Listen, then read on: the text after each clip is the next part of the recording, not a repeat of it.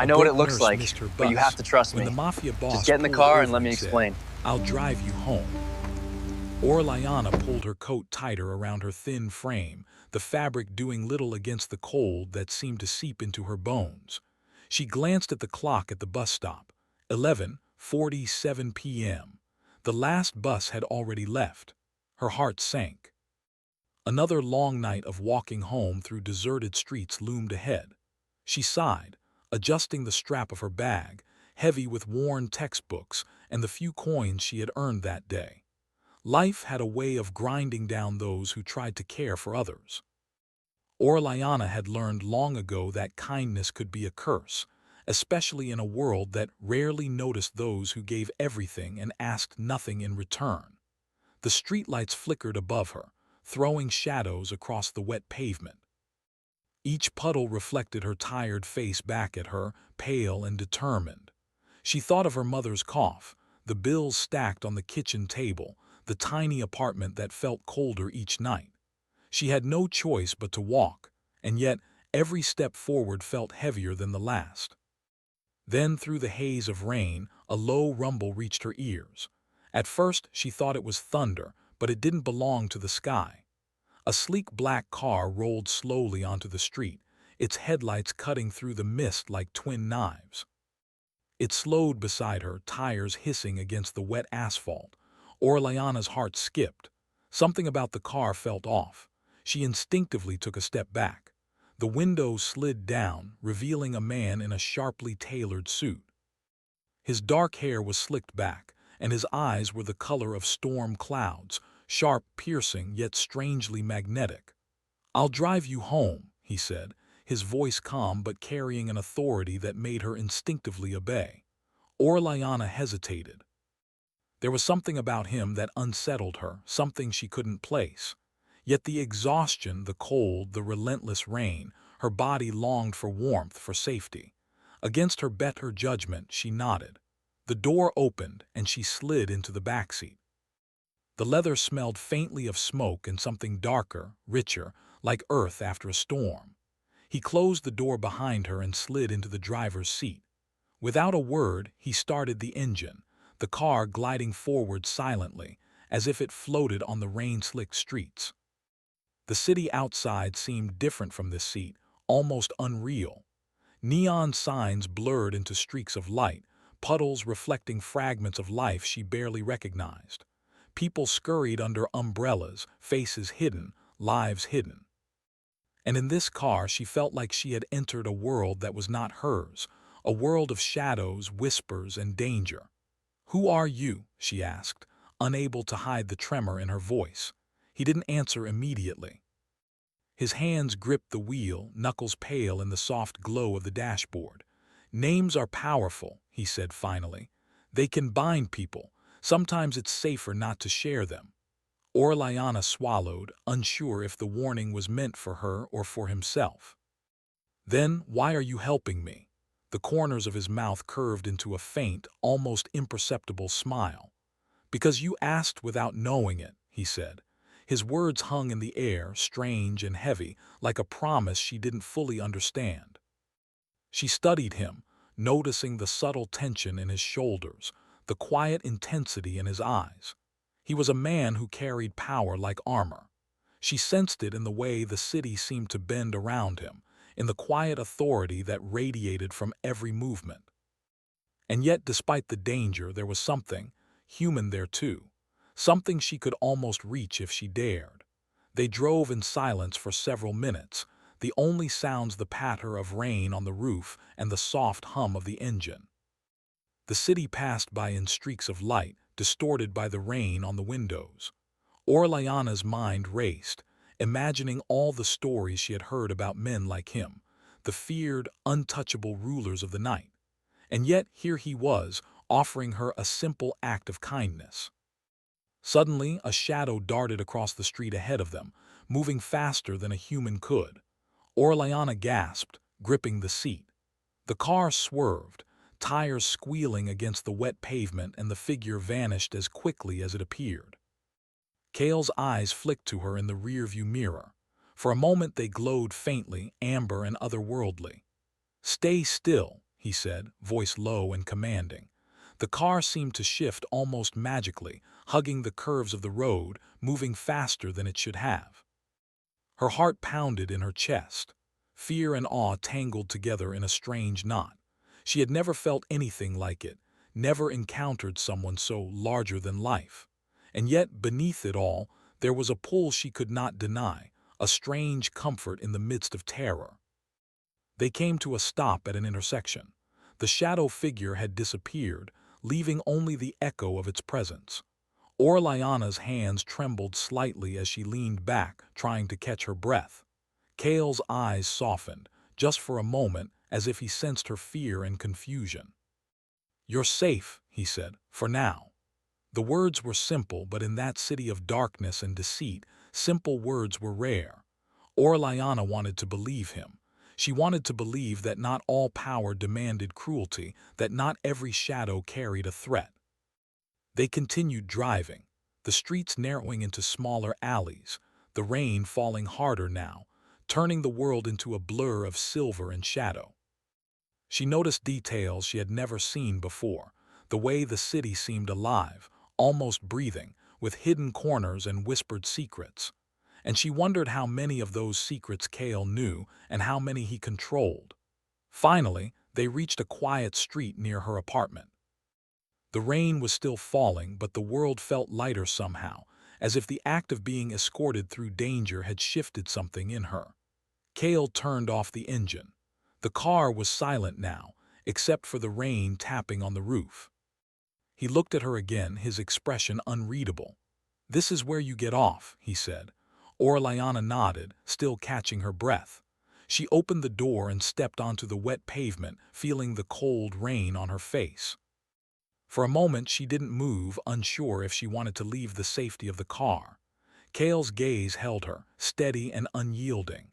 "Remember," he said softly, almost as if he were speaking to himself, "the world is darker than it seems, but it's not without light." She stepped back, hesitated, and then looked up at him. There was something in his eyes that called to her, something that promised danger and protection all at once. And she realized with a shiver that she wanted to see him again, even though she didn't understand why. Before she could speak, a sudden movement caught her eye, a figure at the end of the street watching. It was tall, shadowed, impossible to make out clearly. Her heart skipped. The world seemed to tighten around her, the rain falling harder, the air thick with anticipation. Cale's hand reached out, just barely brushing the door, a silent promise of protection. Then, without another word, he pressed the accelerator, and the car disappeared into the night, leaving Orliana standing alone in the rain, heart racing, mind spinning, and yet strangely alive. She took a deep breath, pulling her coat tighter, and walked the final stretch to her apartment. But the image of him, the car, the amber glow of his eyes, the strange magnetic pull, haunted her every step. She couldn't shake the feeling that the night had changed her, and that the world she had known was no longer enough. Inside her small apartment, she leaned against the door, rainwater dripping from her hair. Her hands shook, not from the cold, but from the mixture of fear, awe, and something deeper she could not name. She thought of the shadow at the street's end and of Cale's words. The city was darker than it seemed. And somehow, in the midst of that darkness, she had glimpsed a light she didn't fully understand, but could not forget. Outside, the storm raged on, but inside, a new tension had begun, a thread connecting two lives in ways neither of them yet understood. And somewhere in the distance, a faint glow shimmered in the night, as if the city itself held its breath, waiting for what was to come. Orliana sat on her bed, staring out the rain-streaked window, heart still pounding. She didn't know who he was or what he wanted, but she knew one thing. Her life had just changed, and the collision of their worlds was only the beginning. And somewhere in the darkened streets below, Cale watched, waiting for the moment when their paths would cross again. The morning sun struggled to break through the heavy clouds, painting the city in shades of gray. Orliana's small apartment smelled faintly of wet clothes and leftover tea, a quiet reminder of her ordinary, struggling life. Yet, despite the mundane surroundings, her mind refused to settle. The memory of last night lingered, the sleek black car, the amber glow in Cale's eyes, the way the city seemed to obey him. She had told herself it was a one-time encounter, a strange kindness from a man she would likely never see again. But deep inside, a part of her knew that this was only the beginning. She could feel it in her bones, a pull she couldn't explain. Her phone buzzed on the table, pulling her from the thoughts she tried to suppress. She picked it up cautiously. There was a message, unknown number. "Be careful tonight. The streets are not what they seem." Her heart skipped. The message felt impossibly familiar, almost like a whisper of last night's warning. She shivered, placing the phone down as if holding it might bring danger closer. Work at the hospital was routine yet exhausting. She moved through her shift like a ghost, attending to patients, administering medication, listening to complaints and fears alike. But her thoughts kept drifting to him, Cale. The mysterious man who had appeared from nowhere, saving her without explanation. By the time her shift ended, the sky had turned a deep, bruised purple, clouds heavy with the promise of rain. The streets were already slick and deserted, and her small umbrella did little against the wind that whipped around the buildings. A sudden sound made her freeze, a low rumble of a car approaching, the echo of tires against wet pavement. She looked up, heart thudding, and saw the familiar black car gliding toward her as if it had been waiting. Cale's window rolled down before she could step back. His eyes, stormy and unreadable, met hers.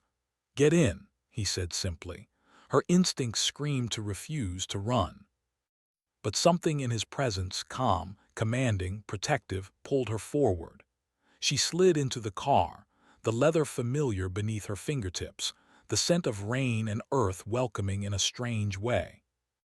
The city blurred past them as Cale drove, the streets twisting unnaturally as if the car existed in its own world. Orellana stole glances at him, noticing details she hadn't before, the tension in his jaw, the faint scars along his hands, the way his eyes seemed to pierce through the shadows. "Why are you helping me?" she asked, her voice barely above a whisper.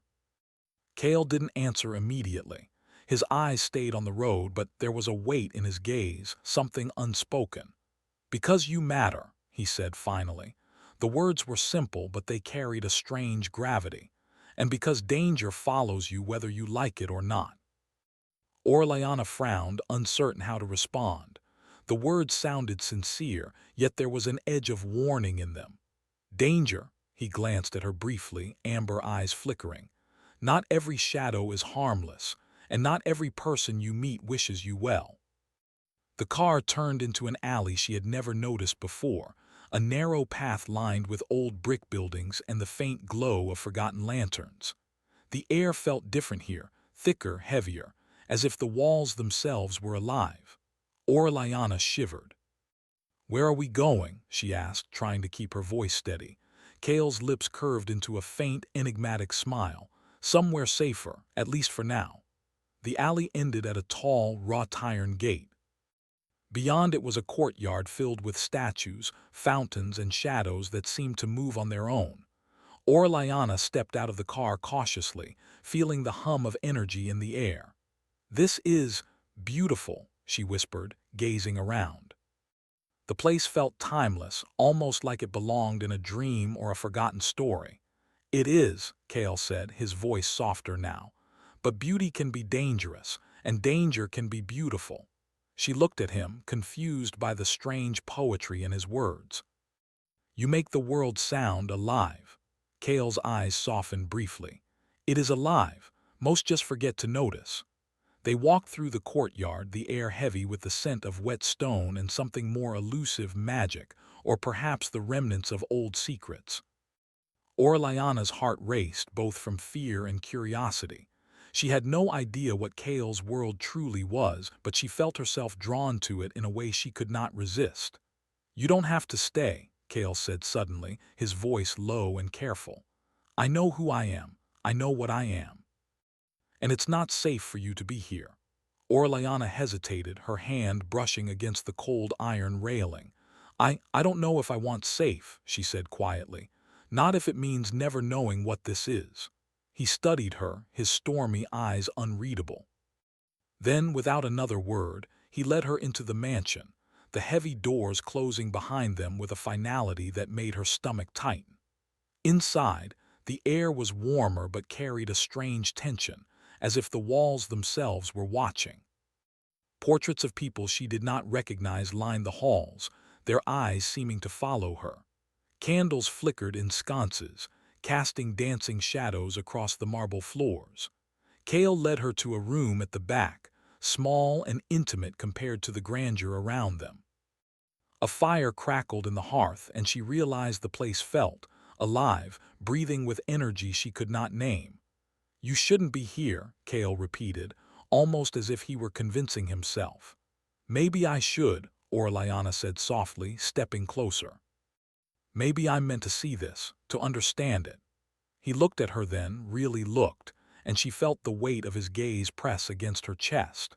There was something dangerous in him, something powerful, yet there was also a vulnerability he did not often show.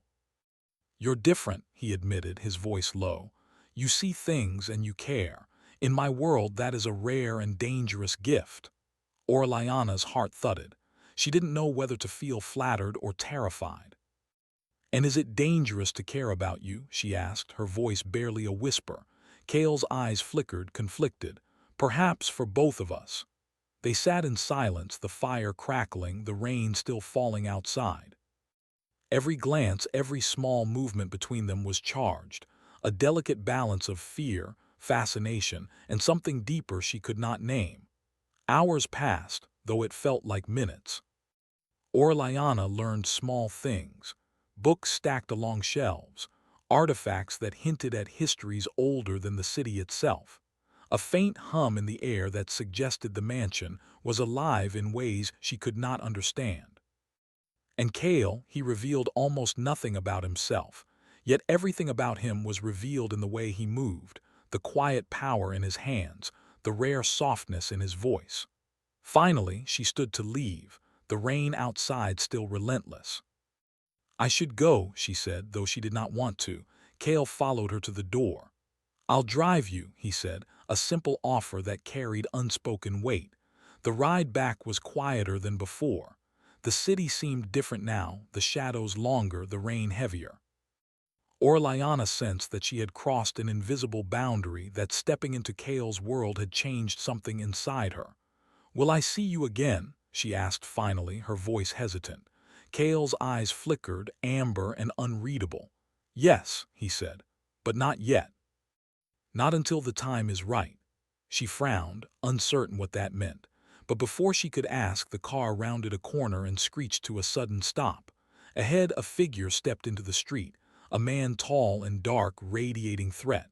Orellana froze. Kale's hand tightened on the wheel, eyes narrowing.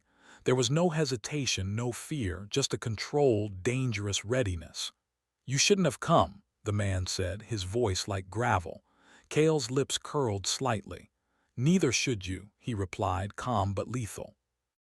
Orellana's heart raced. She had stepped into a world she barely understood, a world of shadows and power. And now, danger was no longer abstract. It was real, close, and undeniably alive. The man lunged forward, and in a blur of motion, Kale's hand shot out, amber light flickering briefly around him. The figure was thrown back, landing hard on the wet asphalt. Orellana gasped, clutching the door. Kale turned to her, eyes stormy. "Stay calm," he commanded. "I won't let anything happen to you." She nodded, heart pounding, mind spinning with fear and awe. She had seen his power firsthand, and yet, instead of retreating, she felt drawn. Drawn to him, to this dangerous, terrifying, exhilarating world he inhabited. As the man fled into the shadows, Kale started the car again. The city blurred past, the rain falling harder, but inside the car, a new tension hung between them, a mixture of fear, relief, and a connection that neither could deny. Orellana realized something she could not ignore. The night had changed her. She had glimpsed a world of danger, power, and mystery. And she had glimpsed Kale, the man, the enigma, the storm. And she wanted to know more. The rain had stopped, leaving the city glistening under the silver light of the moon. The streets reflected the faint glow of lamps, turning puddles into mirrors that shimmered like liquid glass. Orellana walked toward her apartment, clutching her coat tighter around her. Her mind replayed the night's events over and over: the black car, the amber glow in Kale's eyes, and the shadowy man who had confronted them. She had no doubt now. Kale's world was far larger and darker than she had imagined, and somehow she was a part of it.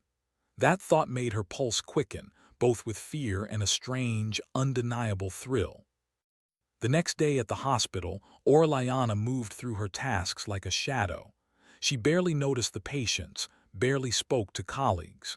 Her thoughts were consumed by him, Kale, the enigma who had saved her, who had revealed just enough of himself to make her want more. Hours later, as she left the hospital, a chill ran down her spine. The streets seemed quieter than usual, almost expectant, as if they were waiting. And then she saw it, the black car, sleek and silent, waiting at the corner. Kale stepped out, his coat brushing the wet pavement. When he saw her, his amber eyes softened, though the tension in his stance remained. "You shouldn't wander alone," he said, voice low but carrying the weight of command. Orellana hesitated. "I don't always have a choice." "Then come with me," he said, offering his arm, an invitation and a warning all at once.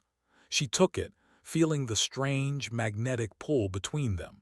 The city seemed to shift around them as they walked. Kale led her down streets she had never noticed, streets that twisted and turned, lined with buildings that seemed older than time itself. Finally, they arrived at the mansion, its gates looming tall and imposing.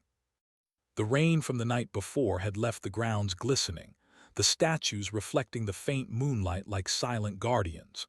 Inside, Kale guided her to a room warmed by a fire.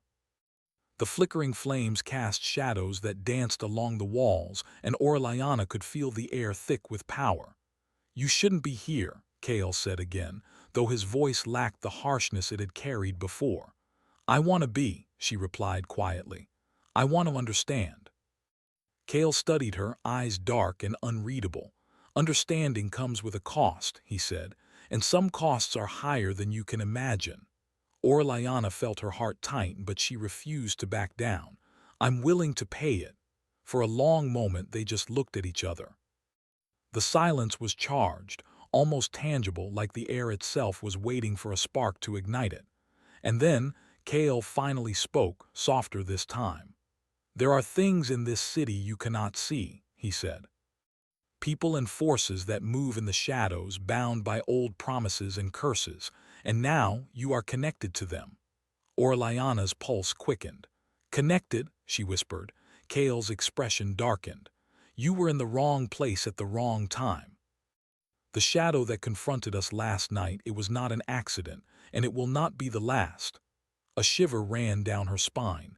Danger was no longer abstract, it was real, and yet, despite the fear, a part of her felt alive. Over the next days, Kale brought her deeper into his world. She saw the mansion's hidden rooms, the libraries filled with books older than the city itself, and artifacts that seemed to hum with quiet power. Every step she took, she felt the weight of history pressing down, the invisible threads of fate guiding her closer to him. One evening, they stood in the garden, the moonlight spilling across the statues and fountains. Kale watched her quietly as she traced her fingers along the cold stone of a fountain, mesmerized by the way the water reflected the stars. "You are brave," he said finally, voice low. "Most people would have run from this world by now." "I'm not most people," she replied softly, not looking at him. "And I'm not running." He stepped closer, the air between them charged. "Do you know what happens when someone like you refuses to run?" he asked.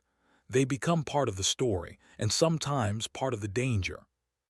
Orellana looked up at him, her heart racing. "Then I choose to be part of it," she said, her voice steady despite the fluttering in her chest. Kale's expression softened just slightly. "You are stronger than you realize," he admitted, "and more dangerous than you know." The tension between them was palpable, a quiet storm waiting to break. Orellana felt drawn to him in ways she could not explain. Every glance, every word, every subtle movement carried weight and meaning she could barely comprehend. She knew she was stepping into a world she could never leave, and yet she could not turn away. Then one night the danger arrived again.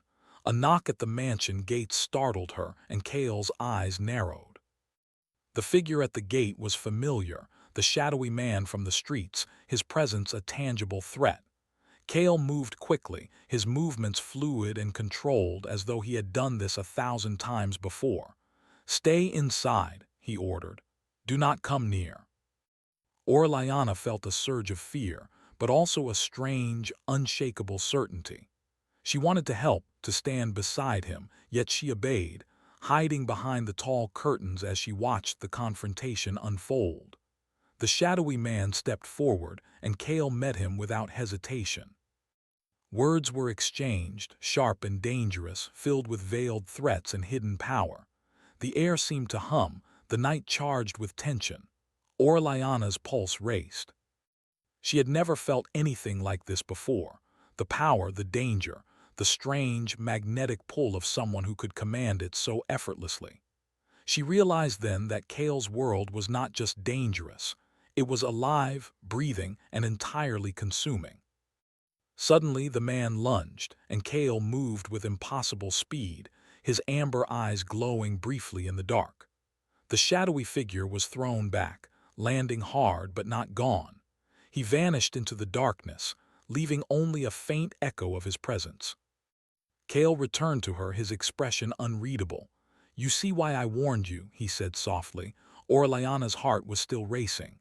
I understand," she said, though her voice trembled. "But I don't want to leave." He looked at her, stormy and intense. "And yet, you are in danger simply by being here." A silence fell between them, heavy with unspoken words and unacknowledged feelings. The fire in the hearth crackled, throwing shadows across the walls, and Orellana realized that the connection between them had deepened, tangled with danger and desire in ways she could not unravel. Over the next weeks, Kale continued to teach her, small things at first, lessons about reading the city, noticing the invisible threads of power that moved through it, understanding that her compassion could be both a strength and a vulnerability.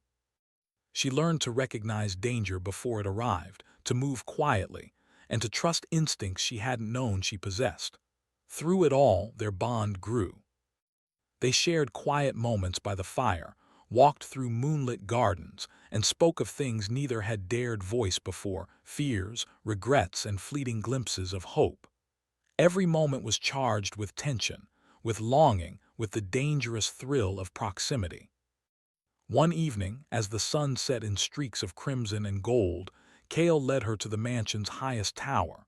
From there, they could see the entire city stretched below, glimmering in the fading light. "This city is alive," he said quietly, almost to himself.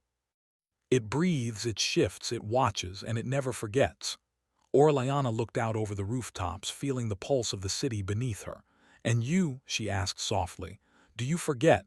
Kale's eyes met hers, stormy and unreadable. "I try not to," he said. "But sometimes even I forget what it means to be human."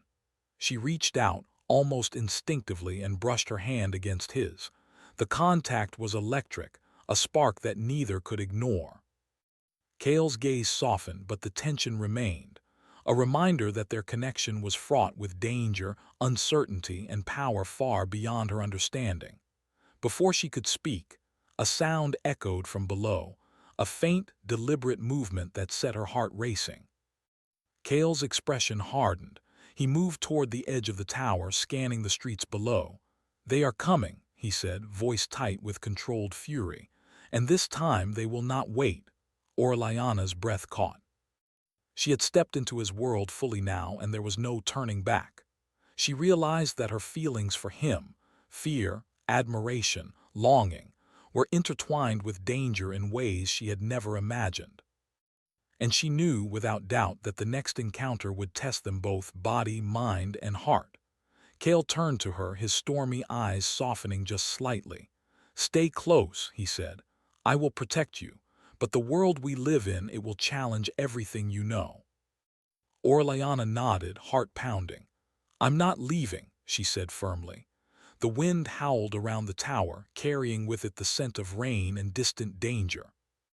They stood side by side, two figures poised against the night, connected by threads of trust, fear, and a bond that neither fully understood.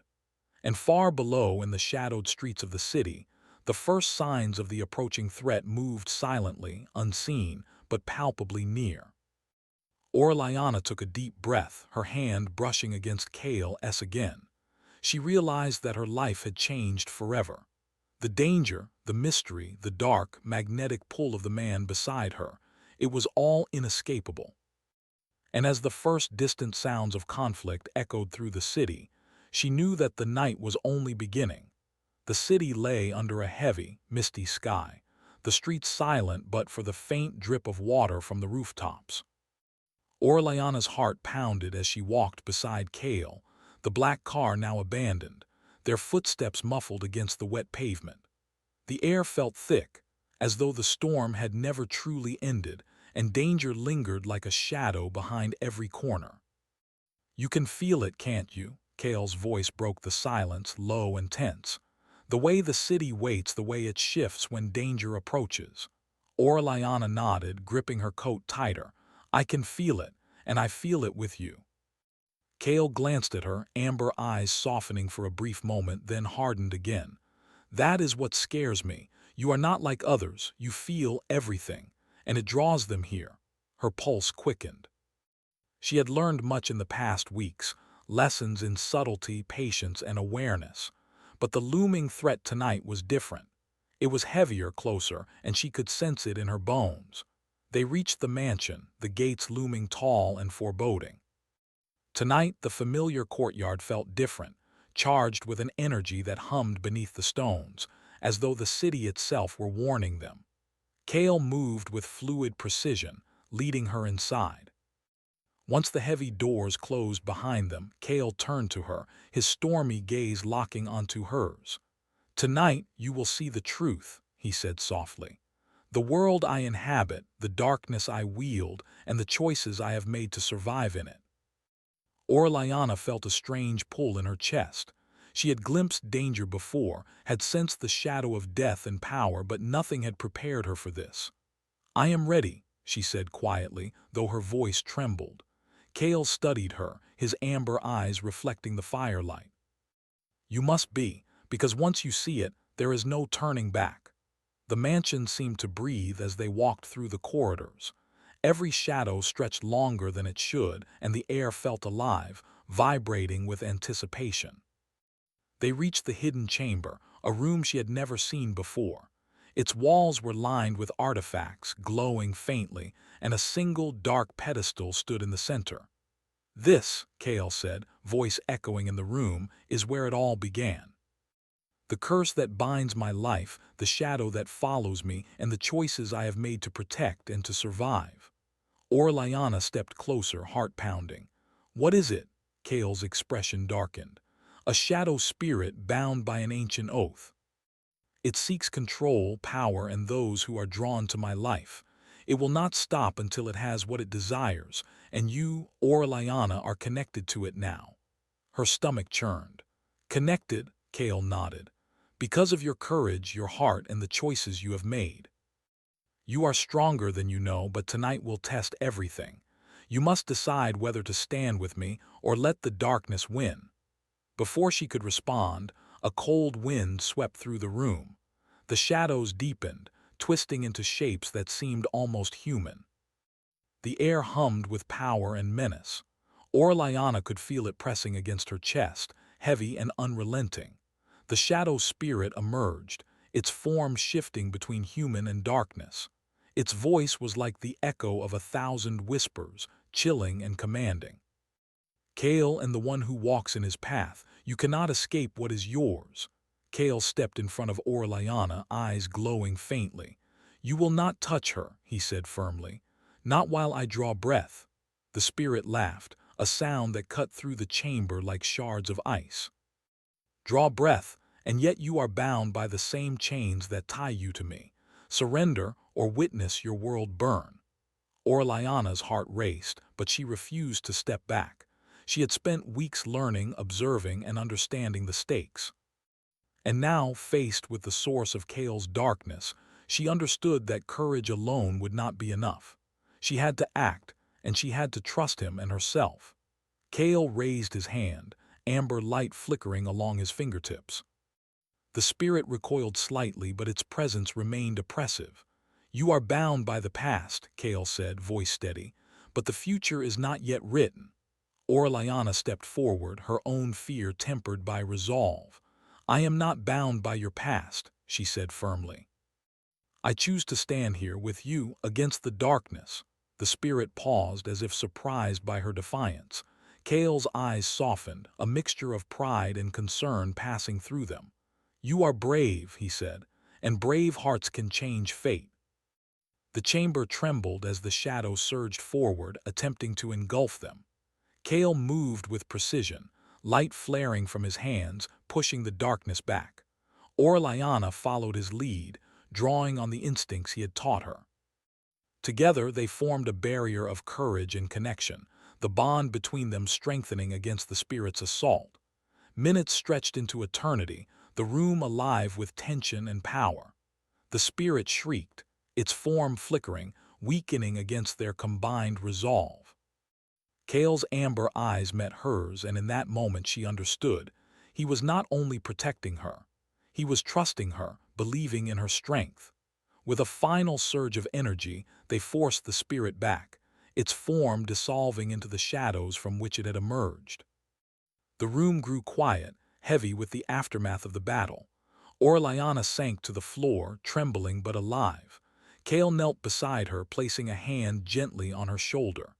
"You did well," he said softly, his usual stormy expression softened with genuine admiration. "Bravery like yours, it changes everything."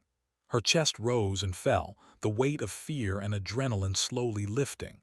"I couldn't have done it without you," she whispered. Kale's gaze lingered on her, amber eyes warm and intense. "And I could not have done it without you," he admitted. "You are unlike anyone I have ever known." For a moment, silence fell between them, filled with unspoken words, trust, and something far deeper than either had acknowledged.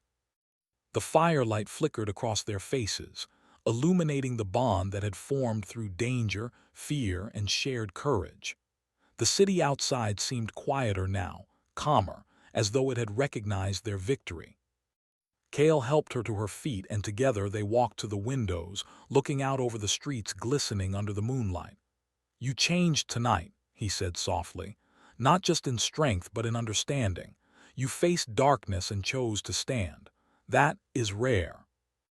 Orlayana leaned against the window, looking at the city that had once seemed ordinary and dull.